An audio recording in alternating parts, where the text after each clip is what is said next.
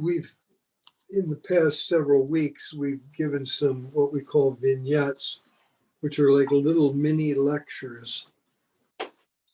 And they've been really successful by virtue of the fact that they're well received by the people who either attend here or through the Zoom meetings.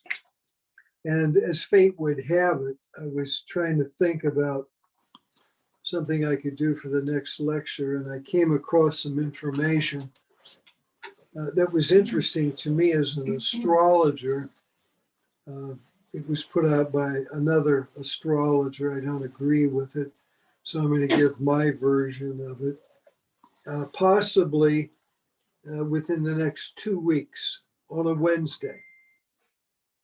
And the subject matter is the horoscopes of Kyle Rittenhouse and Greta Thunberg, two well-known young people who are the same age. In fact, they were born on the same day, January 3rd, 2003. The time of birth is unknown, so we're going to do a solar chart. We've had really great success in the past with solar charts. We did Uma Abedin's, and the accuracy was extraordinary. We did Fauci's, Dr. Fauci's horoscope from the standpoint of a solar chart, because the time of his birth was unknown. And the accuracy of the solar chart was stunning, to say the least. We talked about it here at our lectures, which should be on YouTube. Anyway, so we had that to look forward to. I'm very keen to give that talk, and I think that there'll be some interesting commentary by virtue of the fact that just because you're born on the same day doesn't mean the charts are the same. They are different by the time that you're born and by the place that you're born. So even if you did a solar chart, and you would have to, the time would be actually slightly different based on where you're born. So you could say noon, but is it noon in San Francisco or is it noon in New York City? Big difference with the planets, the placement of the planets. So I'm pretty keen to do that lecture. But tonight's topic is interesting by virtue of the fact that almost nobody ever gives any lectures on the women mystics of the world. And there have been many. There will be many, many more. And our title is Women Mystics Throughout History and Their Influence on Me. And the first image that we see here is Sophia, the Greek goddess of wisdom. I'm a member of the Theosophical Society, and Sophia means wisdom, and Theo is God, God wisdom. And she was one of the Greek goddesses of the ancient times. Let's see what we got here. Hypatia was another famous Greek goddess, teacher, wisdom teacher, Neoplatonist philosopher in Roman Egypt, who was the first well-documented woman in mathematics.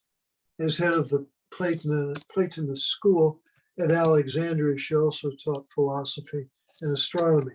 She had many of the famous men of the time went to Hypatia.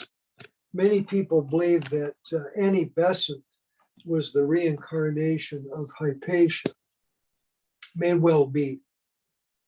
I believe, in my own occult understanding and my own research, that she is again reincarnated in the world in a different body, but again in England. which is interesting. In Greek mythology, Cassandra was the daughter of King Priam and Queen Hecuba of Troy. Her beauty caused Apollo to grant her the gift of prophecy. In an alternate version, she spent the night at Apollo's temple, at which time the temple snakes licked her ears clean so that she was able to hear the future. Now, I had experience a number of years ago while in Italy and went to what is called Cassandra's Corridor. And it is one of the most unusual.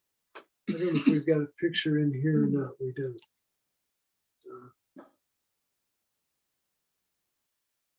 We have a picture here of Cassandra's Corridor. I don't know, is that image good, Kule? Yeah, it is good. You can see how this is like a tunnel that's carved out of stone. I visited it. It's outside of Naples, Italy.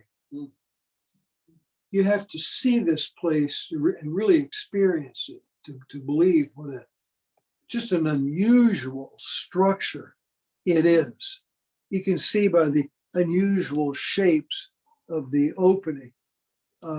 What astounded me, you get to the end of the corridor. Let me say this first. Cassandra said at the end of the corridor, when you get to the end, you make a sharp left face, and that's where Cassandra sat. And she would give the oracles from that place. On the right side, you can sort of see light shining in through what appear to be windows. But they're windows that go down to about 2 feet above the floor. And if you walked up to the windows, you would see a ledge of land there with trees growing and grass, trees growing, and a sheer cliff down to the Mediterranean Ocean, Mediterranean Sea. It's stunning, breathtaking experience, gorgeous. I never expected it to be anything like that, but this whole area was an ancient, several thousand-year-old limestone quarry, and this was quarried out, and it was given to Cassandra as a place to give her readings. Extraordinary. If you ever get a chance, go. Amanuensis, the word originated in ancient Rome for a slave at his master's personal service, within hand's reach, performing any command. Later, it was specifically applied to an intimately trusted servant, often a freed man acting as a personal secretary. It's a term that's used in England, but not really used in America.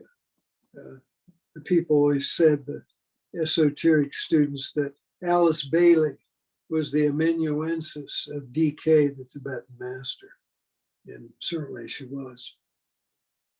There's Lulu Busby. I knew Lulu Busby. She's with Dr. Baker here. In this picture, they're in South Africa at Lulu's home. She had a room like our room here with a cathedral ceiling, and it was probably about 4 times this big, in a house similarly designed. This is Lulu here, a little younger picture. It's her husband, Joseph. I've talked about Joseph Busby before, an extraordinary human being who I had the pleasure of meeting through very mysterious circumstance after hearing a story about him when I was a young college kid, before I went to Vietnam. And he was super clairvoyant, super psychic, and said that he was an experiment that was being used by the spiritual hierarchy of the planet. They were using his throat chakra, and that several of the masters were speaking through him One of them was the English master. One of them was Saint Germain. I think DK might have been one of them. I don't remember for sure, but I think he was. Anyway, they were an interesting couple. Some night I'll tell stories about them that are just mind-boggling stories. But she was an extraordinary woman and was good friends with one of the ladies that I think we're going to talk about tonight, Annie Gowland. Annie Gowland is the lady who traveled to Tibet in the 1930s and did this painting here of the Master DK. She was in the ashram where DK taught. And they told her that they were going to bring in this teacher who was very powerful, and that they dare not look at him because he was so powerful that it would scatter all of her atoms if she were to look at him. Well, they brought him in, and of course she stood up immediately and looked right at him. And she said that the image of him was burned into her brain and that she could never forget the image. It was ever present. And she did 5 paintings of these small portraits of DK. Most of them postcard size, like illustration board, with tempera paintings. This one's faded by the South African sun. The original colors are very intense. A blue robe, like a royal blue, I believe trimmed in reddish orange thread. I've seen it in the astral plane. I've seen him in that robe. Anyway, she was a very interesting, very lovely lady and was a healer. She could heal, no doubt about it. He too was an extraordinary teacher. Never went to school beyond the age of 14, but had 60 honorary doctorate degrees from all over the world. That's what kind of a mind he had.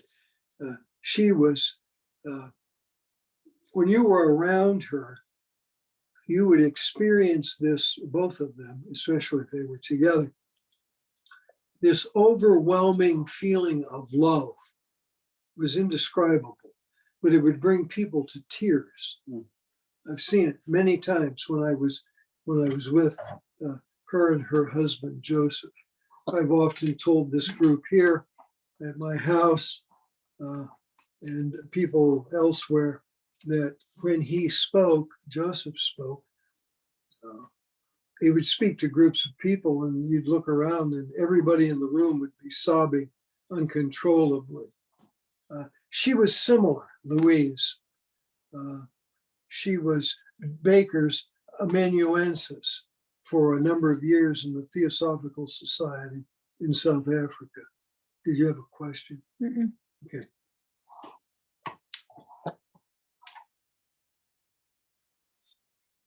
There's Baker there in a very interesting picture with Lulu, and he's got a device that was invented by George Delaware. George Delaware was an incredible mystic of the 20th century who invented a radionics machine that could diagnose people and could heal people. And I'm going to talk a little bit about it next Thursday down here at Streamwood for the Energy Medicine Research Institute. But they worked hand in hand, Lulu, Louise, and Douglas Baker for a number of years. I think at this time, Baker may have just graduated from medical school. He's a qualified medical doctor. Helena Roerich, Russian mystic, the wife of Nicholas Roerich, mystic, Russian mystics, both of them. Fabulous people. They were actually known by the Busbys. So there was this strange connection of many of these people that were connected through their lives, which you would expect. Anyway, they lived in Tibet.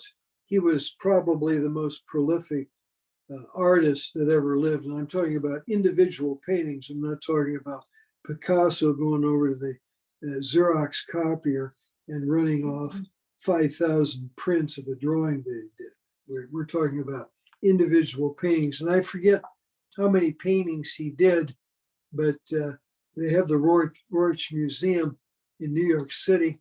I've been there before. It's a fabulous place. You have to go. And they were two really very mystical, Buddhist-like people, very esoteric. She did a great deal of writing. You want to look her books up if you can, her writings. They lived among the masters in Tibet, as some of these other people will see, and as Annie Gowland did, who was there with DK at the Lamasserie where he taught. Extraordinary people, some of the most extraordinary people of the 20th century. I think that Nicholas Roerich was the idea, the brains behind the modern United Nations.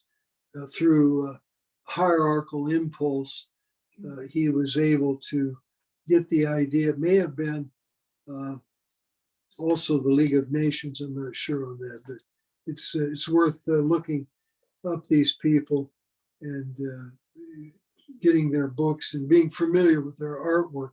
I've got some of their pieces. In fact, that one up there is the where they had traveled with the Christ, and they were outside of Allahabad, India, and they had lost their way. And the story is that the image of the Christ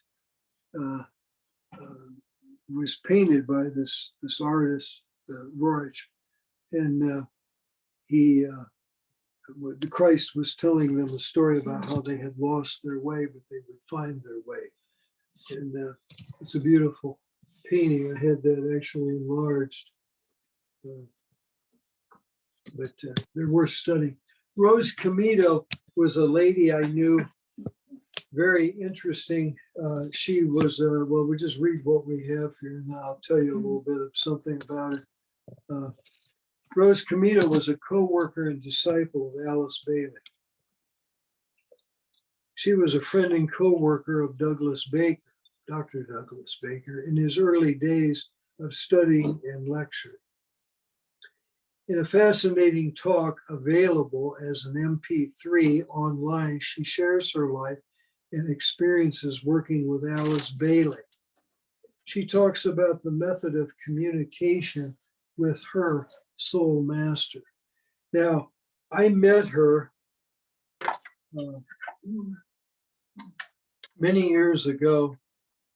I met her the night that I met Douglas Baker at a conference in Columbus, Ohio. And she was a healer. And the story about Rose Comito was that she was Alice Bailey's youngest student or accepted disciple of the original Arcane School. She was an anchor for a healing deva. I've told this story to you people before, but I have to repeat it again tonight for the audience. When I was a little boy, I was riding my brother's bicycle, which was too big for me, and I was hit by a car. Wasn't going real fast, but it hit me nonetheless. I hit it. It hit me. I went down the hill in front of the car and couldn't stop in time. So anyway, I suffered bruises to my lower back, hip. And periodically it would flare up. And I never had any relief. And on this particular, it was in the afternoon, in 1980, in May of 1980 during Wesak Festival.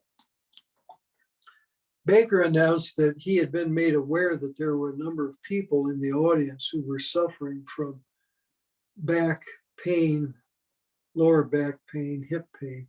And he says, "You're all going to be healed." And I thought, boy, what's this all about? And Rose Comito got up on the stage and introduced herself and said a few words and said that this angelic Davic being was amongst us and that there were a large number of people in attendance who had been suffering and that we were all going to be healed. I didn't know what she was talking about. I never heard of anything like that in my life. But anyway, I sat there, closed my eyes, and was in kind of a meditative state. And then it ended, and we went about the day, and she told her story of her life, which is probably, I haven't listened to this MP3, but I have the original cassette tapes are upstairs for safekeeping in my bedroom. And those tapes were made in, like I say, in May 1980, so it's quite a number of years ago. And she told her story, and we were dismissed for a break or something. The day went through the next day. I realized I didn't have any pain in my lower back and my hip. And I hadn't had any since. That's 40 some years ago. So she was with Alice Bailey the night that Alice Bailey gave out for the first time the Great Invocation, which we say every time we meet, kind of as a prayer and an invocation before we eat. And she said that after Alice Bailey gave it out, she came up to Rose. First thing, she came to Rose. And she had told Rose before she gave out this prayer that she was going to give this prayer that was very powerful. It was the most powerful prayer in the world that could be given out at this time. It would, in the Aquarian age, replace the Lord's Prayer.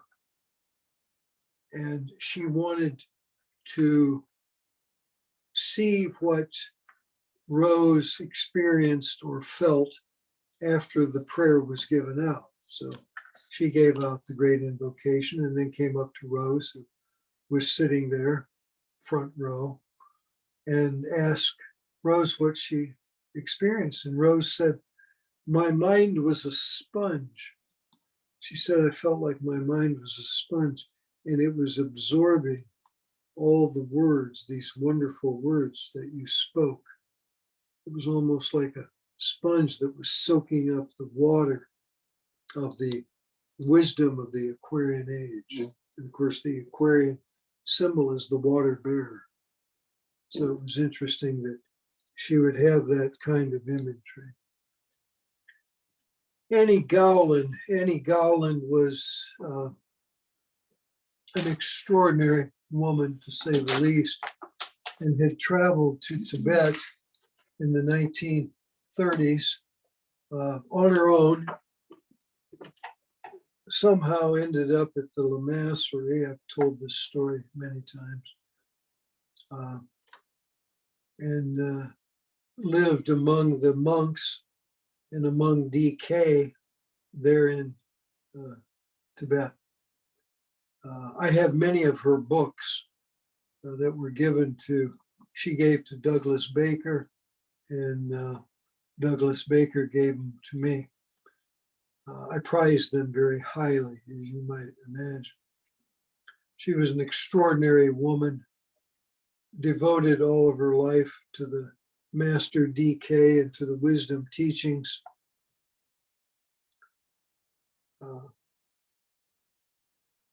as she was dying, she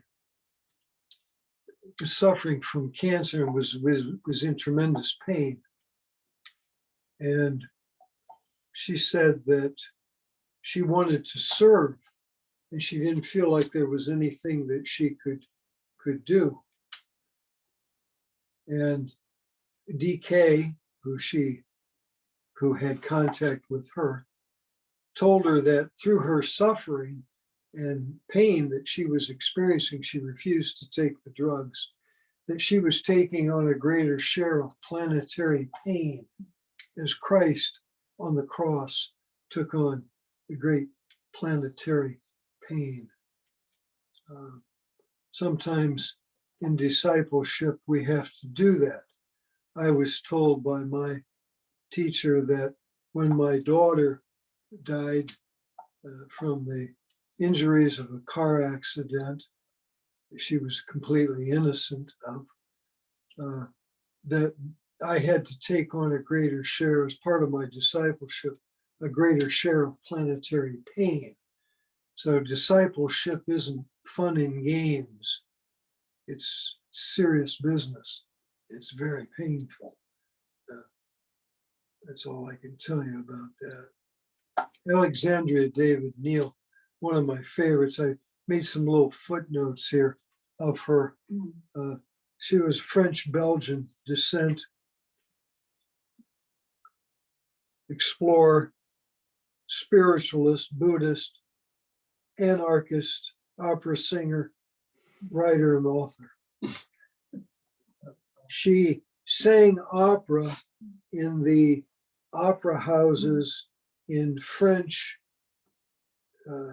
what the French called Indochine, Indochina, Vietnam. We know it as Vietnam.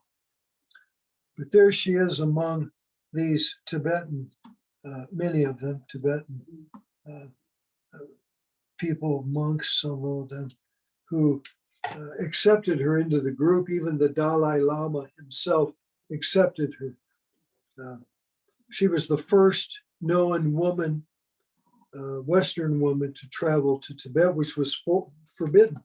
The sacred city of Lhasa was forbidden to Westerners. She traveled there in 1924.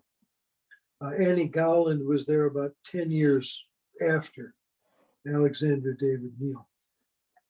Alexandra David Neal could speak fluent Tibetan.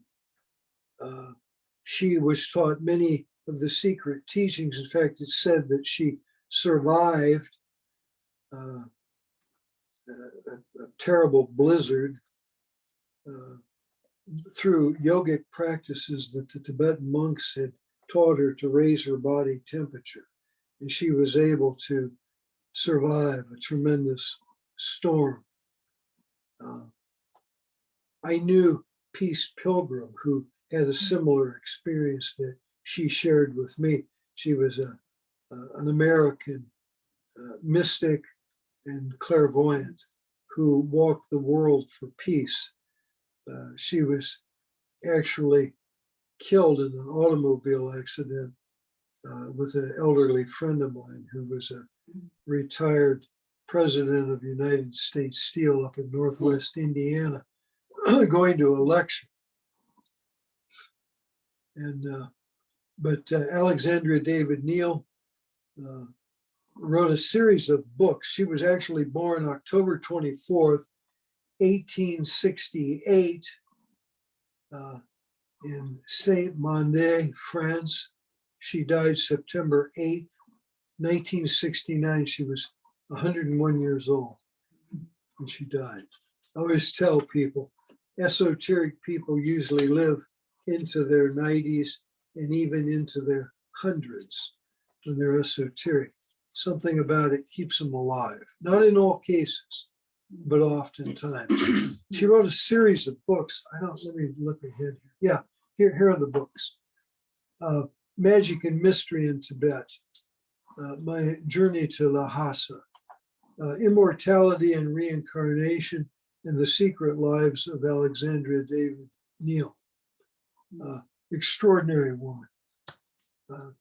and assign her life, Annie Gowland's, and others who were in Tibet in the early days when it was forbidden, were proof of the importance that women will play, I believe, in the externalization of the wisdom teachings in the coming new age.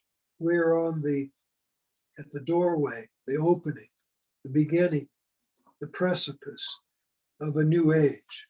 The Piscean age is dying, and the age of Aquarius is being born, and women who by their very nature are receptive sexually, emotionally, spiritually, will play an important role in the coming new age. So if you get a chance, you want to be sure to look up this lady, Alexandria David Neal, extraordinary woman. Survived climbing 19,000 foot high peaks of the Himalayan mountains, and was able to enter into the Forbidden City. And like I said, met the Dalai Lama, who accepted her, and her life was an absolute mystifying story of incredible experiences in Tibet and elsewhere in the world. Was an opera singer when she was very young in Saigon. Alice Bailey, the amanuensis for DK, wrote a series of books from about 1919 up to 1949, 30-year period, and is really what I call, and my ashram calls the second outpouring, which is the first outpouring was Blavatsky and peripheral people through the Theosophical Society, called the preparatory period. The second outpouring, a 50-year period, roughly from 1925 to 1975, called the intermediary period. And then the third outpouring, called the revelatory period, which we are now living in, 1975 to 2025, at which time the spiritual hierarchy of the planet will externalize and make themselves present in the world. But she was a fabulous lady, and Joseph Busby, who I showed you earlier, knew her. I can't remember the story exactly, but through contact with Saint Germain, he had written a book on Rosicrucian alchemy and was told to give it to Alice Bailey. And on his first meeting with Alice Bailey, he said he had gone to her apartment. She was in New York City, and he knocked on the door. The door was ajar. He could actually look in and see her at a window looking out like she was in a trance state and was writing something. And he knocked, and she snapped to attention and came around and opened the door and asked him what he wanted. And he said, well, my name is Joseph Busby, and I have a book that Saint Germain wanted me to write on Rosicrucian alchemy and told me I must give it to you. And she said to him, well, give it to me. Mm-hmm. And so he gave her the book. Mm-hmm. And that was the way they met. Extraordinary lady, dedicated her life, was dying of septicemia. They didn't have a wide use of penicillin in those days, especially for civilians. And she died of really a relatively easy thing to cure, septicemia. Used antibiotics nowadays are used successfully to save people's lives from septicemia. There's the Great Invocation, the Arcane School, and the Lucis Trust, which were all founded by Alice Bailey. This is the invocation. I have a painting of it. It's in my den. of the Great Invocation. I think we may have shown it out here, but it's a painting that consolidates all the verbiage of the Great Invocation in an extraordinary painting. The Arcane School has been around for a very long time. I was kind of put off by it because it's done in an older style teaching method that didn't appeal to me. I've talked to many people who felt the same way. It'll be replaced. In fact, it may be already being replaced by other systems. Annie Besant, extraordinary woman, mystic, clairvoyant, a cohort of C.W. Leadbeater, early member of the Theosophical Society. Some say, as I said earlier, that she was the reincarnation of Hypatia of Alexandria. She worked with C.W. Leadbeater on his book, Occult Chemistry. You can read material is readily available on Annie Besant. In fact, she was our founder of our Detroit Lodge. What? The two men that are in the picture? Well, it looks like Henry Steele Alcott. Yeah, that's what I thought. On the left. Yeah. On the left. And on the right, it may be William Quan Judge. I'm not sure. But she's certainly in good company there, and deservedly so. She was the founder of the Detroit Lodge that I belong to, the Theosophical Society in Detroit. Oh, there it is.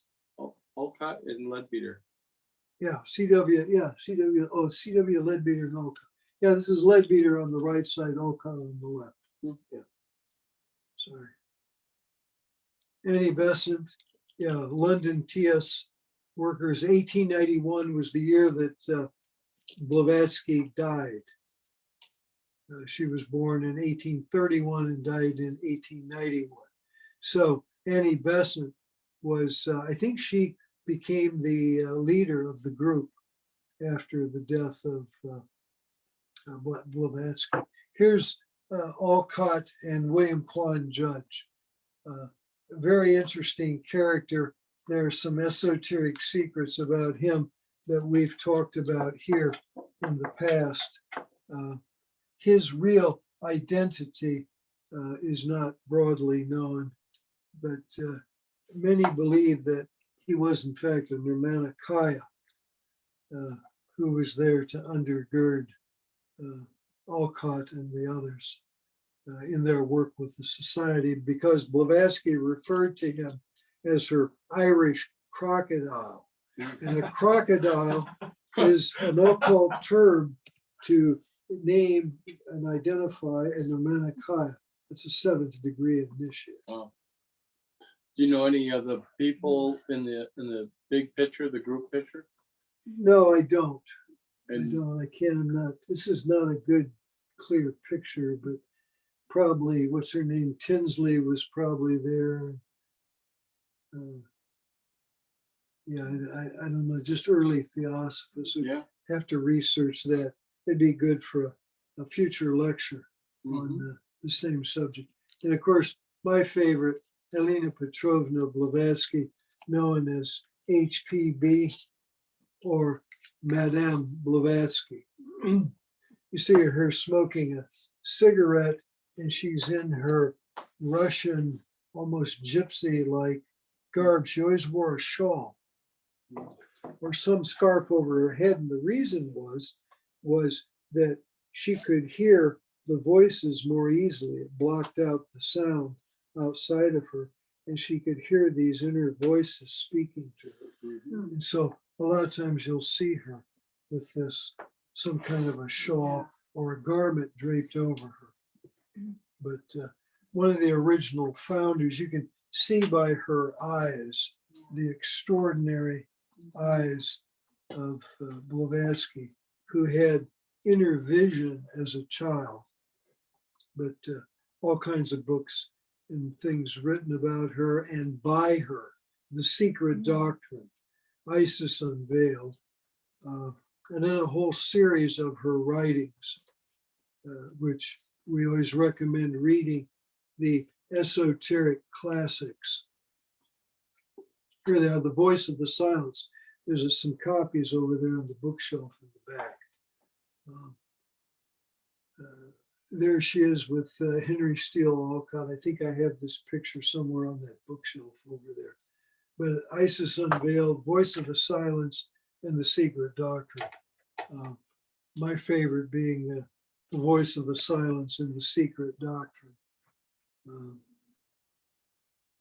But a prolific writer. Yeah, do you have a question? Were they a couple?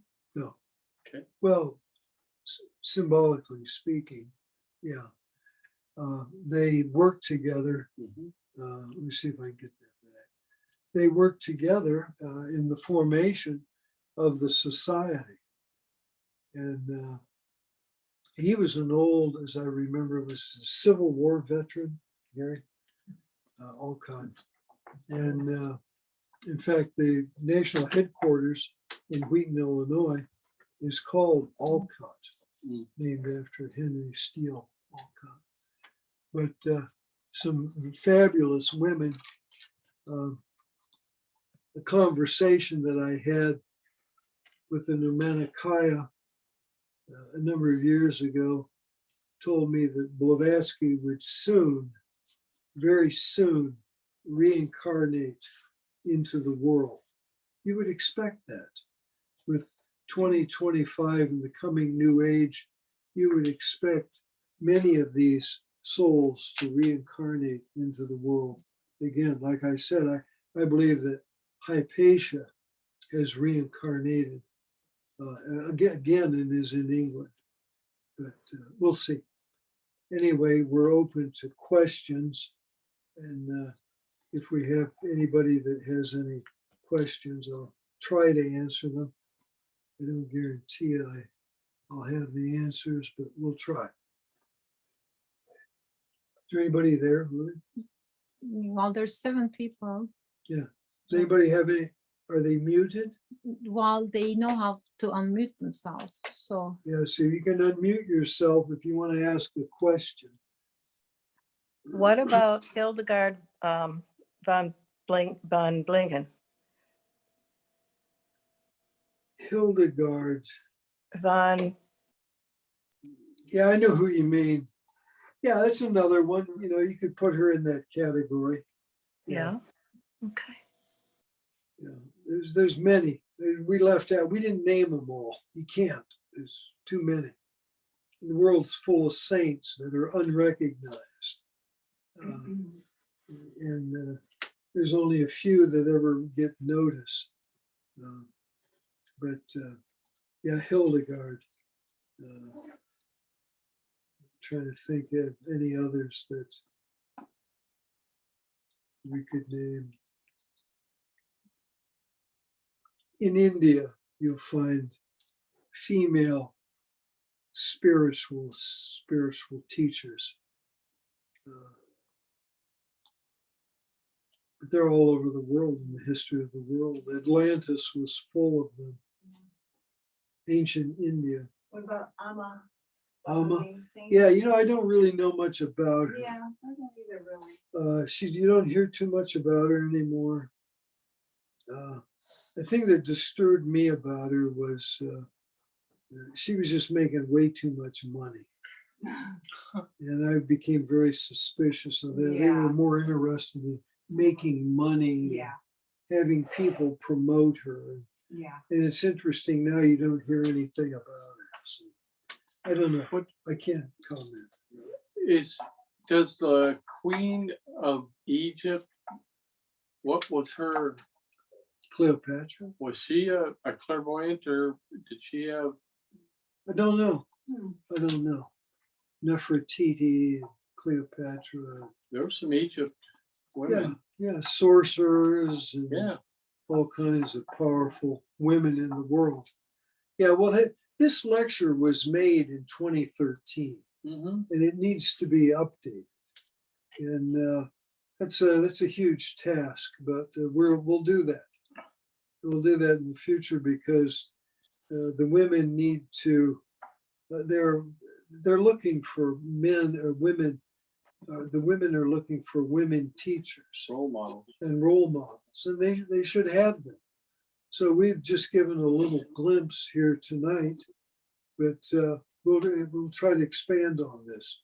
Vonnie Turner is one of our women students from Claregate, puts these PowerPoints together for me. So I'll get a hold of Vonnie and see if we can put something together. With Maybe a little regards, expanded. Hello? with regards to the question about Egyptian queens, Mhm. Mhm. there was a position called God's wife of Amun, and it was usually it started more or less in the New Kingdom. And oftentimes it was the queen, but more often than not, it was a daughter or another female relative. And those women oftentimes were seeresses or had shamanic qualities, not necessarily the queen herself. Yeah, one of the things too, we didn't really hit on, we should go back and take a look at this, was on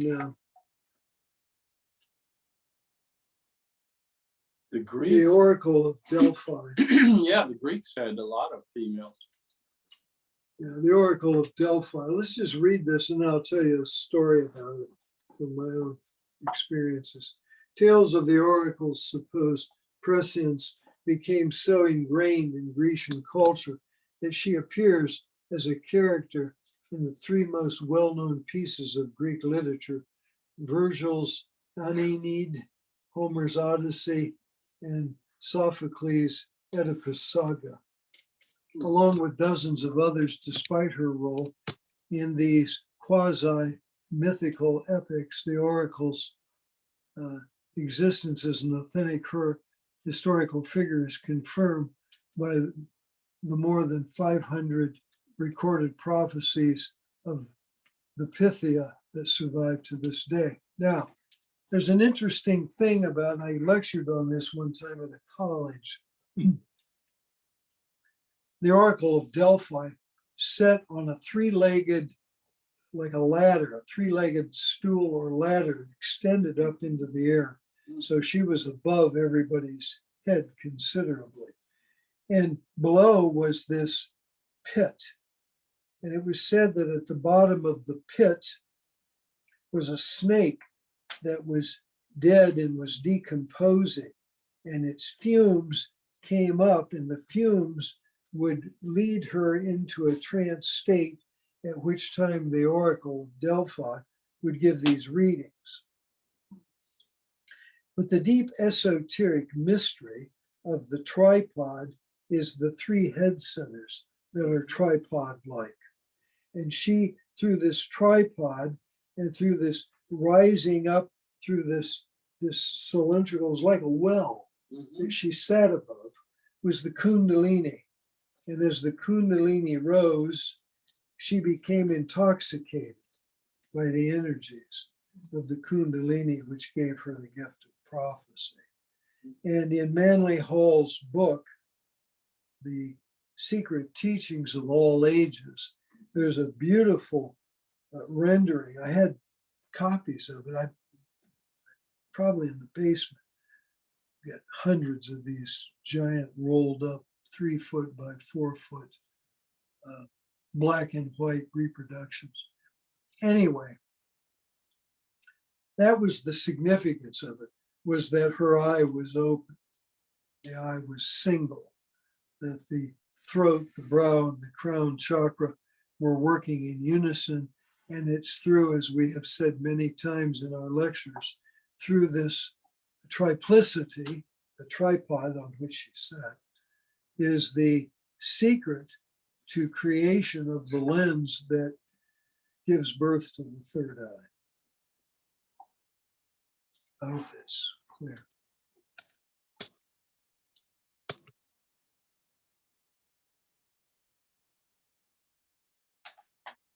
One of the things that I didn't talk about was the Pierian Springs. And we always say that a little learning is a dangerous thing. Drink deep or taste not the Pierian Spring. In Greek mythology, the Pierian Spring of Macedonia was sacred to the Muses.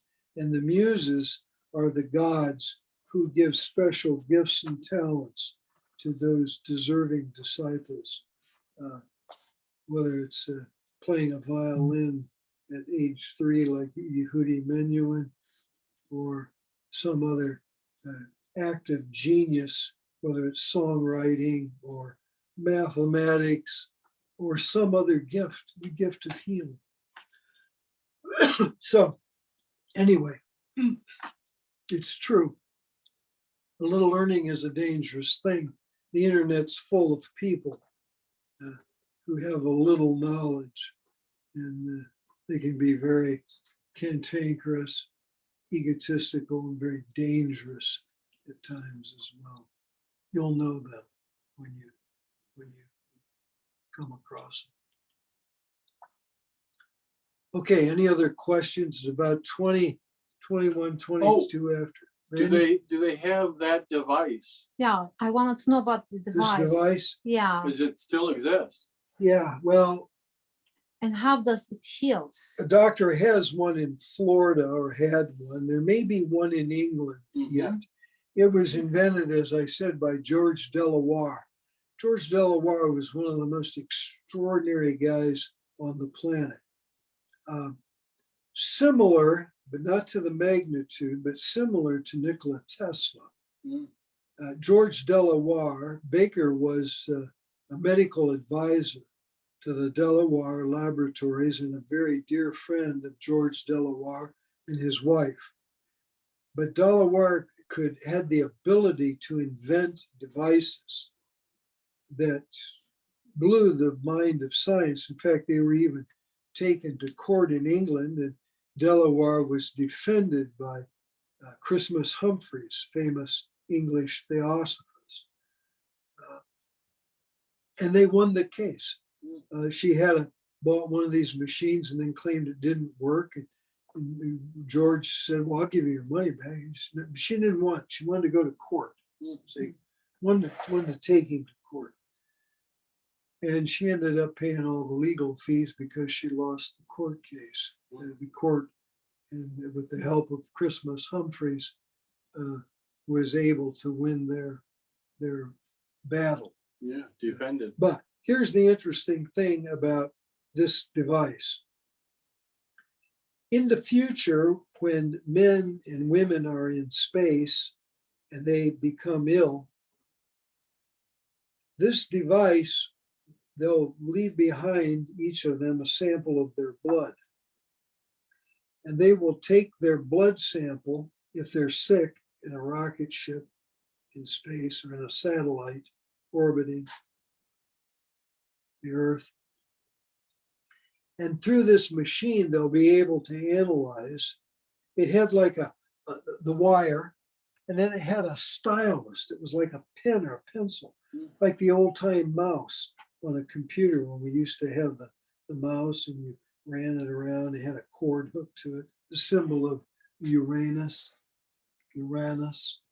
So you could take the astronaut's blood, a spot of blood, and through this device, you could analyze the illness. Then you could give the corresponding medical treatment to the blood spot.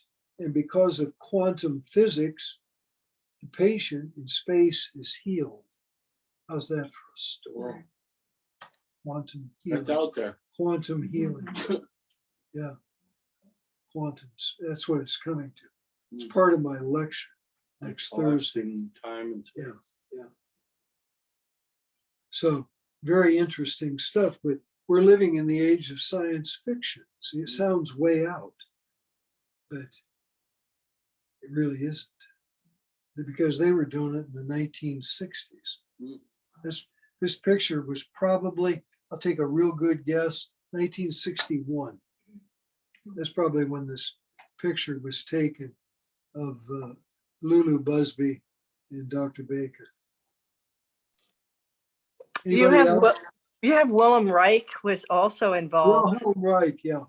and yeah. the other guy, Rife, R-A-F-E. They Right. were working on machines that were, you know, eons ahead of their Yeah, time. George Delaware wasn't the only one.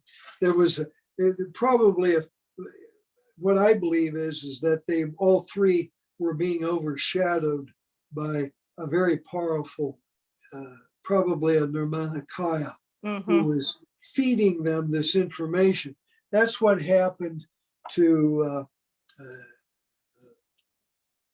Charles Darwin and what was his name? Walter Russell, was it? Who also came up with the theory of evolution of the human species and how things evolved. Only Darwin wasn't as esoteric and is now being superseded by his competitor, who they lived a few miles apart but never really had much contact with one another, working on the same thing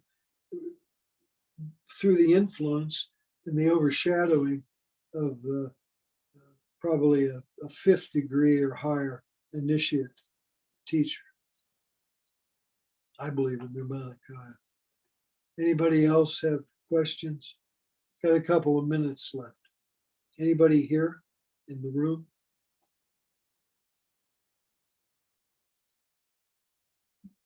You know, David, the name of that hotel or place where the Detroit Lodge was first down in Detroit? I can't remember. I the name. can't think right now. We were on the 13th floor. Book Cadillac? Yeah, that sounds right. Is it the Book Cadillac Hotel? I think that's where they met. You know, Detroit had an interesting history as far as the Theosophical Society was concerned, because every time Thomas Edison came to Detroit to visit Henry Ford, he would drag Henry Ford Sr. with him down to the Theosophical Society Lodge. Wow. But our lecture tonight is about women, and if we can keep our questions to the lecture material, I'll try to answer. Anybody else on the Zoom meeting?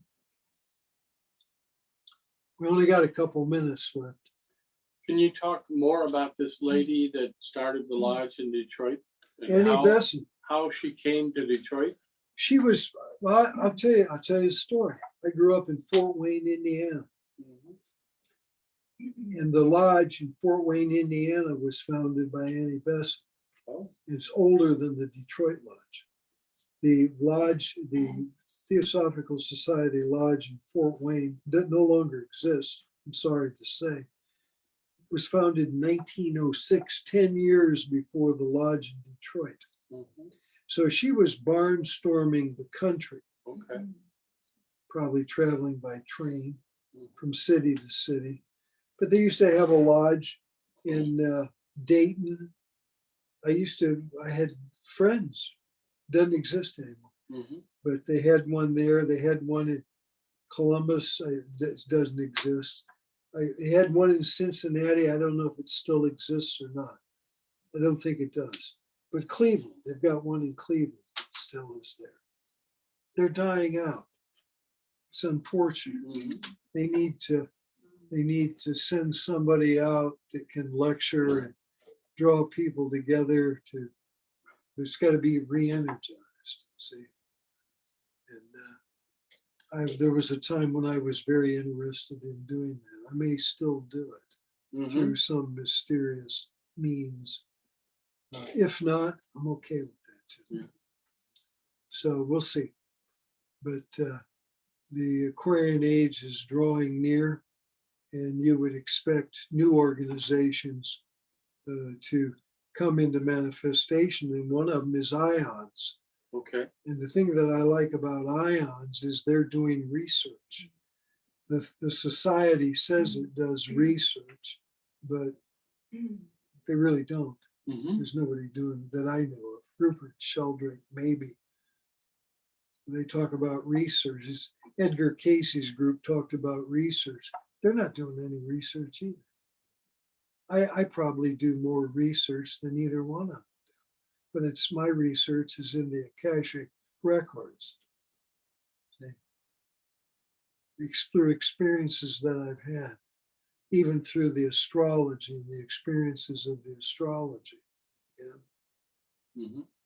the parallel lives, Donald Trump and Andrew Jackson, or Hillary Clinton and Martin Bormann, you know, stuff like that. That to me is fascinating stuff. But okay, well, that'll do it for tonight, folks. Thanks for tuning in. And our next lecture will be the first Wednesday in January, which is what, January 2nd, I think. We'll let you know. If I get the urge to do the work on the horoscopes for Kyle Rittenhouse and Greta Thunberg, I'll do it. And we'll have a surprise meeting maybe within the next 2 weeks. And I'll let everybody know on Facebook and here in the room if and when that happens. Thank you. Thank you, David. Thank you.